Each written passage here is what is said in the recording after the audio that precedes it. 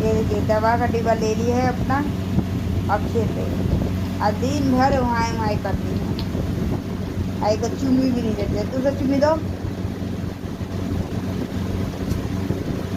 कर दो तो।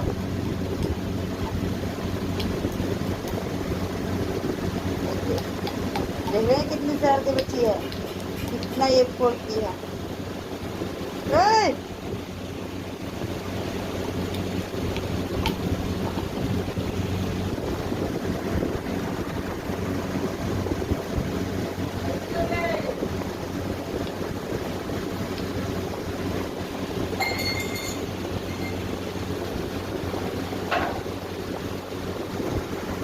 देखिए आप लोगों को बच्चों को दवा खिलाना सिखा रही है। कैसे दवा खाते बेटा, कैसे दवा खाते?